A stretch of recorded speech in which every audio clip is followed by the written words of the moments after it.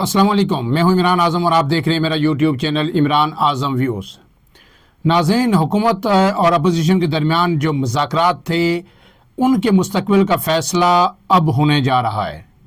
کیا یہ مذاکرات آگے چل پائیں گے یا یہیں پہ ختم ہو جائیں گے؟ اس کا جو دارمدار ہے اب کل کے دن پہ ہے۔ کل کا دن انتہائی اہم ہے کیونکہ عمران خان کی جو مذاکراتی کمیٹی تھی جو حکومت سے مذاکرات کر رہی تھی پی ٹی آئی کی، اس میں صاحبزادہ احمد رضا بھی تھے اور دیگر لوگ بھی شامل تھے، وہ اس کمیٹی کا ابھی تک جو عمران خان سے ملاقات نہیں ہو سکی۔ آپ کو پتہ ہے کہ مذاکرات کے 2 دور ہو چکے ہیں اور تیسرا دور اب ہونا ہے، لیکن اس سے پہلے پی ٹی آئی نے یہ شرط عائد کی تھی کہ ان کی عمران خان سے ملاقات کروائی جائے، جس کے بعد جو اپنے تحریری جو مطالبات ہیں وہ تحریری شکل میں حکومتی کمیٹی کے سامنے پیش کریں گے۔ جب دوسرا دور ہوا مذاکرات کا تو اس میں اسپیکر ایاز صادق اور جو لوگ حکومت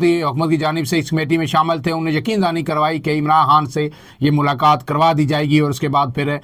جو نیا مرحلہ ہوگا مذاکرات کا اس میں پی ٹی آئی یہ جو تحریری شکل میں اپنے مطالبات پیش کرے گی۔ لیکن آج تیسرا دن ہو گیا، مسلسل پی ٹی آئی یہ کوششیں کر رہی ہے کہ عمران خان سے ملاقات ہو، لیکن وہ ملاقات اب تک نہیں ہو سکی۔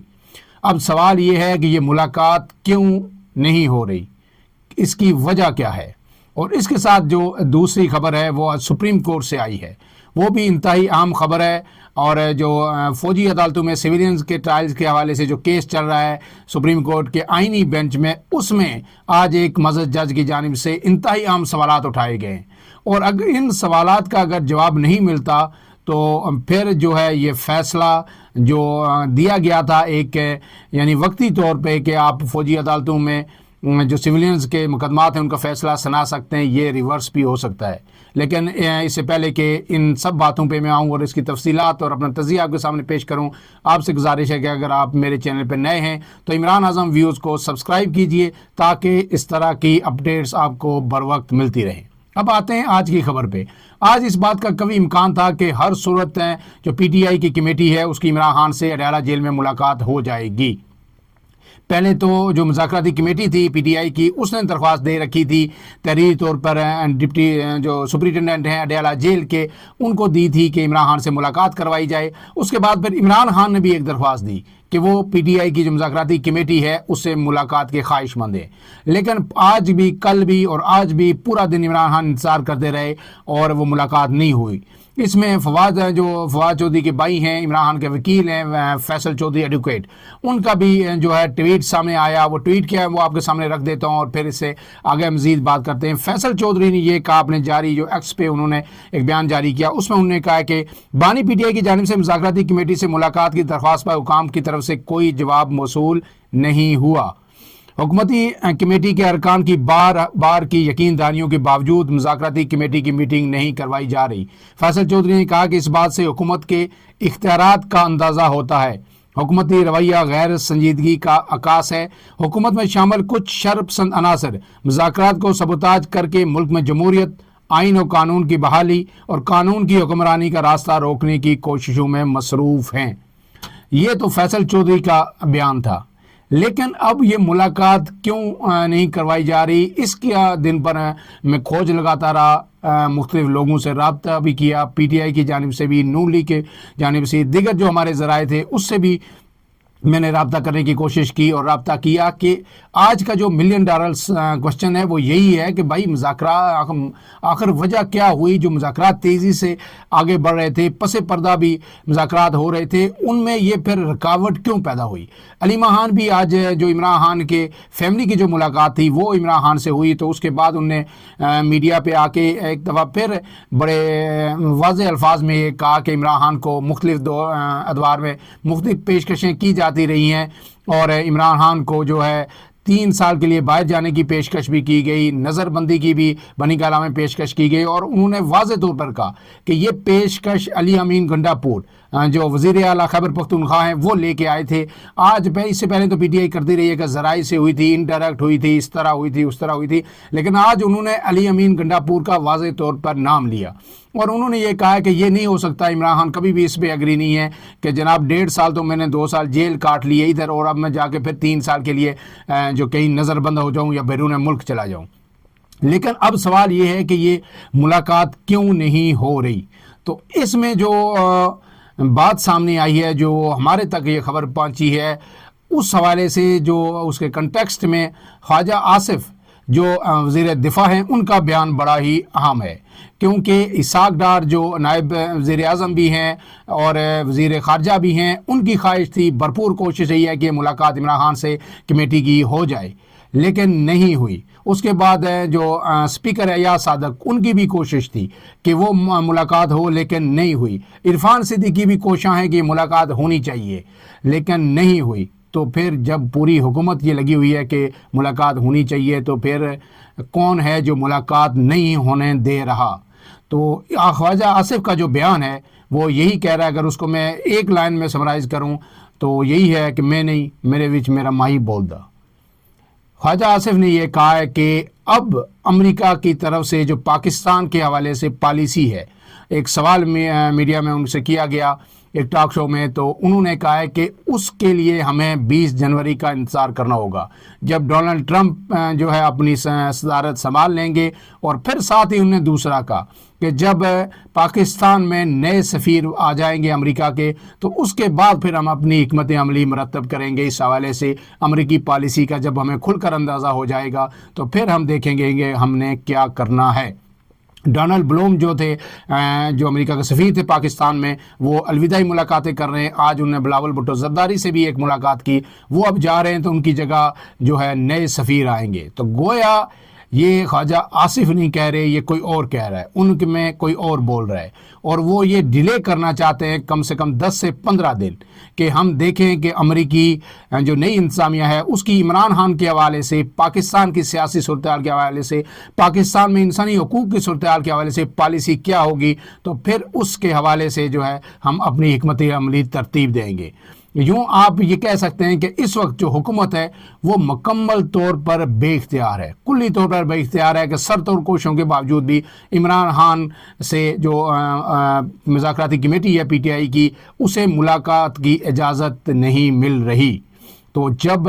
ملاقات کی اجازت کس نے دینی تھی؟ کاغذوں پہ تو حکومت نے دینی ہے، وزیر اعظم نے دینی ہے، لیکن اصل میں آپ کو بھی پتہ ہے کہ جب ملاقات ہونی ہوتی ہے تو رات گئے 1 بجے 2 بجے بھی اڈیالہ جیل کے دروازے کھل جاتے ہیں، صبح سویرے 7 بجے سے پہلے میڈیا بھی نہیں پہنچا ہوتا تو ملاقات ہو جاتی ہے، اس وقت بھی دروازے کھل جاتے ہیں، لیکن اس وقت دروازے مکمل بند ہیں۔ اس کی وجہ ایک تو خواجہ آصف نے بتا دی، دوسری وجہ یہ ہے کہ مزید عمران خان کو کچھ اپنی شرائط پر آمادہ کیا جائے، جو پس پردہ مذاکرات ہو رہے ہیں اس میں جو اپنی بارگیننگ پوزیشن ہے اس کو بہتر کرنے کی کوشش کی جا رہی ہے، کہ عمران خان کسی مزید جو مطالبات ہیں اسٹیبلشمنٹ کی طرف سے ان پہ ایگری کریں، تو پھر اس کے بعد گو اہیڈ دیا جائے اور چیزیں تیزی سے آگے بڑھیں۔ اب اس کے بعد جو صورتحال حکومت کو پیش ہے، حکومت اس وقت بڑی پریشان ہے۔ ایک بات تو یہ ہے کہ جب یہ کچھ چوں چرا کرتے ہیں، جب انہوں نے تھوڑی سی کوشش کی کہ مذاکرات کو آگے بڑھایا جائے یا سیاسی طور پر ہم اس کو ہینڈل کریں عمران خان کو، میں نے آپ کو پہلے بھی بتایا تھا کہ آصف علی زرداری اور نواز شریف نے یہ اسٹیبلشمنٹ کو یہ کہا تھا کہ آپ عمران خان کو ہم پہ چھوڑ دیں، ہم ان کو سیاسی طریقے سے ہینڈل کریں گے، مذاکرات کر کے اگر وہ باہر آ بھی جاتے ہیں تو الیکشن بڑے دور ہیں، جلسے جلوس ہوں گے، اور اس کے بعد الیکشن سے پہلے اگر معیشت درست ہو جاتی ہے تو عمران خان کا یہ جو ٹیمپو ہے، یہ گراف، یہ کسی صورت نہیں رہے گا۔ لیکن اب جب بھی حکومت ایسی بات کرتی ہے، ایک سٹیپ آگے جانے کی کوشش کرتی ہے، تو ان کے سامنے فارم 45 اور فارم 47 دونوں لا کے رکھ دیے جاتے ہیں۔ انہیں کہا جاتا ہے کہ جناب یہ ہے فارم 45 اور یہ ہے فارم 47، آپ کو ہم نے لا کے بٹھایا ہوا ہے فارم 47 پہ، اس لیے زیادہ چون چنا کرنے کی ضرورت نہیں ہے۔ اگر اگر آپ نے زیادہ اس طرح کی محسوس کی تو پھر یہ فارم 47 جو ہے وہ ہر جگہ پیش ہوگا۔ ابھی تو پی ٹی آئی یہ رونا رو رہی ہے کہ جماعت اسلامی ہمیں فارم 45 نہیں دے رہی، داندلی کے حوالے سے ہمارے پاس نہیں ہے، تو پھر جماعت اسلامی کے فارم 45 کی ضرورت ہے، پی ٹی آئی کو نہیں رہے گی، پھر حکومت کے خلاف فارم 45 جو ہے عدالتوں میں کہیں اور سے آ جائیں گے۔ اس لیے حکومت بھی اب یہ فارم 47 والی حکومت جو ہے نون لیگ، یہ حکومت لے کے بھی انتہائی پریشان ہے۔ اس لیے کل کا دن بہت ہی اہم ہے، اور جو سیکرٹری اطلاعات ہیں پی ٹی آئی کے، انہوں نے بھی یہ کہہ دیا ہے کہ اگر کل ملاقات نہیں ہوتی اڈیالہ جیل میں عمران خان سے تو پھر آپ مذاکرات کو ختم سمجھیں، کیونکہ پھر تیسرے دور کی ضرورت نہیں پڑے گی۔ اس کا مطلب ہے کہ حکومت یا اس کے پیچھے جو قوتیں ہیں وہ ان مذاکرات کو آگے نہیں بڑھانا چاہتی۔ اس سے ہم حکومت کی بے بسی اور اس کی لاچاری کا آپ اندازہ لگا سکتے ہیں۔ اب اس کے بعد آتے ہیں کہ سپریم کورٹ میں کیا ہوا۔ سپریم کورٹ میں آپ کو پتہ ہے کہ وقتی طور پر سپریم کورٹ نے اجازت تو دے دی تھی فوجی عدالتوں کو مقدمات کے فیصلے سنانے کی۔ پی ٹی آئی کے جو کارکنان جیلوں میں تھے، پھر ان کے مقدمات کے فیصلے سنائے گئے، پھر ان کی معافیاں بھی ہو گئی، بہت سارے کارکنان رہا بھی ہو گئے۔ لیکن آج پھر جب اس کی سماعت تھی تو اب آج بھی سارے جو دیگر کیسز تھے، کاز لسٹ تھی، وہ پینڈنگ کی گئی، اور اب کل بھی یہ کاز لسٹ پینڈنگ کر دی گئی ہے اور صرف اسی پہ دلائل سنے جائیں گے۔ وزارت دفاع کے وکیل اس میں جو ہیں وہ خواجہ حارث ہیں، لیکن آج جو جیسے جمال مندوخیل ہیں انہوں نے بڑے ہی اہم سوالات اٹھائے۔ مختصر طور پر وہ آپ کے سامنے رکھ دیتا ہوں اور پھر بات کریں گے کہ اب اس کیس کا مستقبل کیا ہو سکتا ہے۔ سپریم کورٹ میں فوجی عدالتوں میں سویلینز کے ٹرائل سے متعلق کیس کی سماعت ہوئی۔ جیسے جمال مندوخیل نے ریمارکس دیے کہ آئین میں اختیارات کی تقسیم بالکل واضح ہے، ایگزیکٹو عدلیہ کا کردار ادا نہیں کر سکتی۔ آرمی ایکٹ کو صرف مسلح افواج کے ممبران تک محدود کیا گیا ہے۔ وزارت دفاع ایگزیکٹو کا ادارہ ہے، اگر اس کے خلاف جرم ہو تو کیا وہ خود جج بن جائے گا؟ وزارت دفاع کی طرف سے یہ درخواست تھی اور اس کی سماعتیں جاری ہیں، اور ان کے وکیل خواجہ حارث ہے۔ خواجہ حارث یہی ہیں جو نواز شریف کے وکیل بھی رہے اور پھر عمران خان کے بھی وکیل رہے۔ وکیل کو جدھر پیسے اچھے ملیں ادھر ہی وکالت کرتا ہے، اس طرح وہ وزارت دفاع کے وکیل ہیں۔ خواجہ حارث نے کہا کہ کوئی اور فورم دستیاب نہ ہو تو ایگزیکٹو فیصلہ کر سکتی ہے۔ جیسے جمال مندوخیل نے اس آرگومنٹ کو کاؤنٹر کرتے ہوئے کہا کہ قانون میں انسداد دہشت گردی عدالتوں کا فورم موجود ہے، قانونی فورم ہوتے ہوئے ایگزیکٹو خود کیسے جج بن سکتا ہے؟ آرمی ایکٹ کو صرف مسلح افواج کے ممبران تک محدود کیا گیا ہے۔ خواجہ حارث نے کہا کہ جب آرم فورسز کے فرائض کی انجام دہی میں کوئی شہری مداخلت کرے تو آرمی ایکٹ کا اطلاق ہوتا ہے۔ جسٹس مسرت ہلالی نے کہا کہ جسٹس جمال مندوخیل کا سوال بہت ہی عام ہے، کسی چیک پوسٹ پر سویلین کا تنازع ہو جائے تو ٹرائل کہاں ہوگا؟ جسٹس محمد علی مظہر نے کہا کہ آرمی ایکٹ کا نفاذ کن جرائم پر ہوگا؟ اس کا جواب آرمی ایکٹ میں موجود ہے۔